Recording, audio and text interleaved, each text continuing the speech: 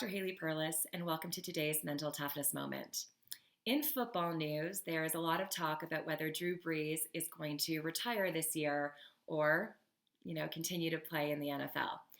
And this is a great opportunity for us to learn from him a couple of things that he has said, because right now in this pandemic, unfortunately for the last year, there's been definitely people who have lost their jobs or been furloughed, or even just the pandemic has made us rethink our values. And even though we may not have been forced out of our careers, some of us have changed our careers or made a big keyword this year is pivot, made some pivots. So I want to talk about some things that Drew Brees has said in certain interviews and then bring that back to us. And again, we can talk about it in a sport domain. So whether you're an athlete looking to stay in your sport or leave your sport, or in your career, whether you're looking to stay in your career or transition out. So Drew Brees is one of the best NFL quarterbacks out there with numerous accolades, numerous accomplishments, numerous awards.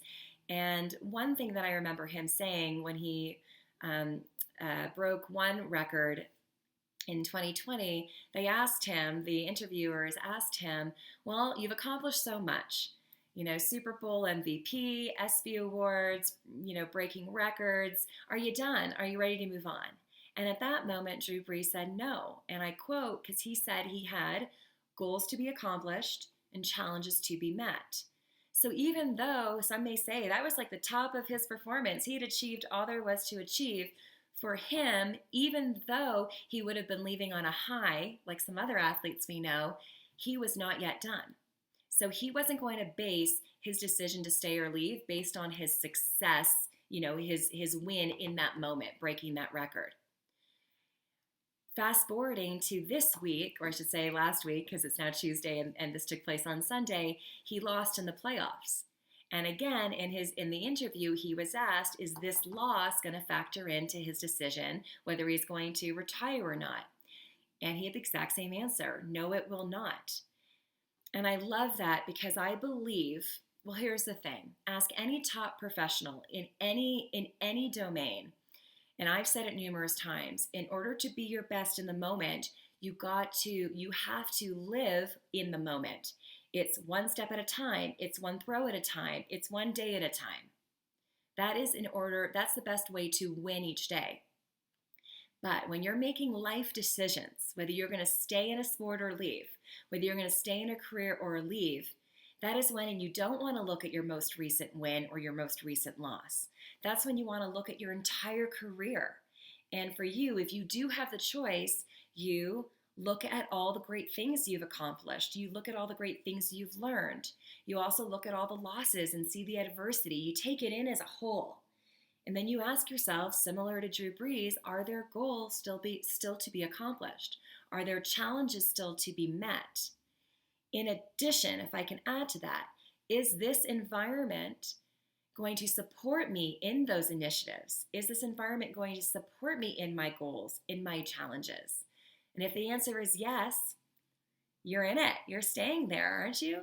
And if the answer is not, well, then it's time to kind of explore other options. The other thing that I would add, if you are someone who has a choice, if you are looking to leave one activity, one experience, make sure it's because you have other interests that you want to pursue.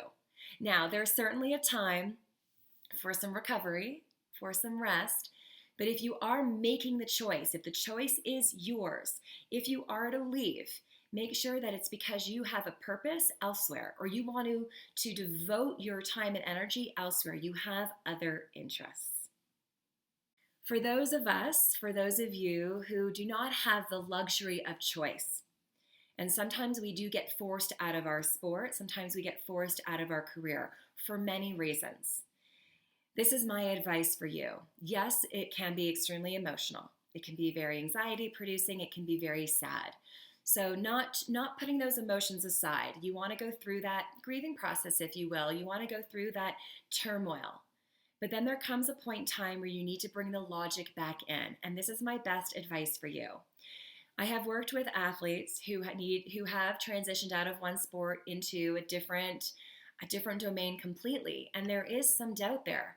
This is all I know. How am I going to be effective here? Or, I was forced out of this. Who will want me here? All of those questions are very common and normal. So I understand that. But this is an activity that I'd want you to do. I'd want you to ask yourself, what are all the things that you liked, even loved about your sport, about your career? All the things that you loved. When I ask athletes these questions, very seldom is it about the stitches on the ball. Very seldom is about how the puck, how the stick feels in my hand. It has very little to do with the specifics of the sport. What it has mostly to do is about the determination, the camaraderie, the persistence, the challenge, the goals, the dealing with adversity, all of those things. So that's the first question. What do you love, in fact, about that task, about that experience? The second question is, what are your strengths? What do you do best in that environment? And then when it's time to look for that new sport or that new career, you look to see where your match is, where you can find those things you like, even love, somewhere else. And where you can apply all of your strengths somewhere else. That'll give you the confidence to go out there and interview. That'll give you the confidence to go out there and try out, whether you're a sport athlete or whether you're, an athlete in any other domain. I myself, at the beginning of 2020, my entire speaking business was canceled. So I was definitely sad and upset. And I went through that turmoil, and then it was, what do I love about what I do, and what do I do best? And then I got down and I started creating, and I created virtual training programs, and now I'm delivering them. And we can do that. So whether you have the choice to leave or whether you are forced to leave, you still have things to do in the future. And I want you to remember to bring that back.